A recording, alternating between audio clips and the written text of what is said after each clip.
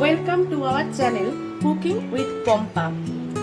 আজকে আমি বানাবো বাচ্চাদের টিফিনের জন্য চটপটা একটা রেসিপিটা হলো চিলি ব্রেড।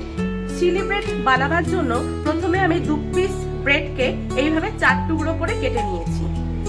আর নিয়েছি একটা পেঁয়াজ, একটা ক্যাপসিকাম, একটা কুচনো লঙ্কা আর 2 কোয়া রসুনকে আমি এরকম ভাবে ছোট ছোট করে কেটে নিয়েছি।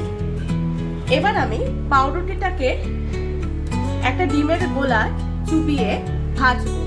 ডিমের গোলাটার মধ্যে আমি সামান্য নুন দিয়ে ফেটিয়ে রেখেছিলাম। কড়াই একটু তেল নিয়ে নিলাম, তেলটা গরম হয়ে গেছে। এবার আমি পাউরুটির টুকরোগুলোকে ডিমের গোলায় চুবিয়ে ভেজে নেব।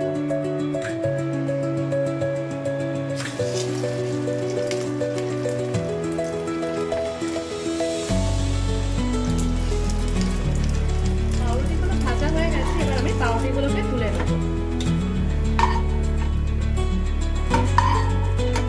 পাউরুটিগুলো সব তেল টেনে নিয়েছে, সেই জন্য আমি কড়াইয়ে আবার একটু তেল দিলাম।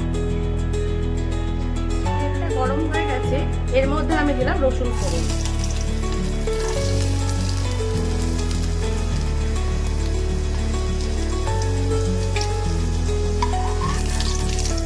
চাপা দিয়ে দিলাম পেঁয়াজ।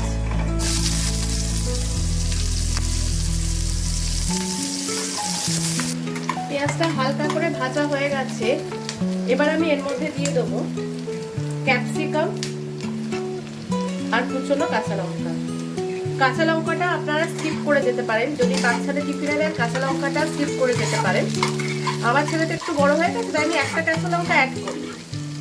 কাঁচা লঙ্কা যদি মনে হয় যে ঝাল লাগবে বাচ্চা, তাহলে আপনারা স্কিপ করে যাবেন।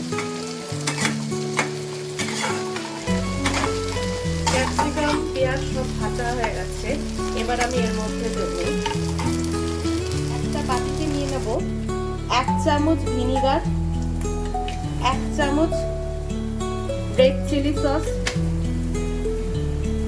1 চামচ সয়া সস আর 2 চামচ টমেটো সস।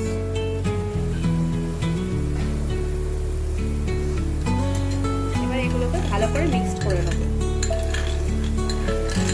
মিক্স করে নেওয়া সসগুলোকে এবার কড়াইয়ে ঢেলে দেবো।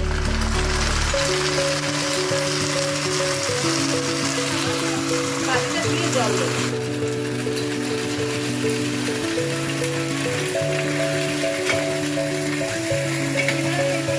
সামান্য একটু নুন, যেহেতু চিলি সসে নুন থাকে সেটা নুনটা খুব অল্প পরিমাণে দেবে। 4 চামচে 1 চামচ চিনি। এবার আমি এর মধ্যে দিয়ে দেবো ভেজে রাখা পাউরুটিগুলোকে। ভালো করে নাড়িয়ে প্রতিটি মশলা যেন পাউরুটিগুলোর মধ্যে লেগে থাকে সেই জন্য ভালো করে নাড়িয়ে নেব।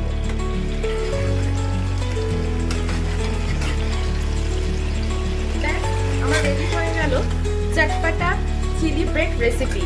এবার আমি একটা প্লেটে সাজিয়ে আপনাদের দেখাচ্ছি। আমার রেডি হয়ে গেছে চটপটা চিলি ব্রেড রেসিপি।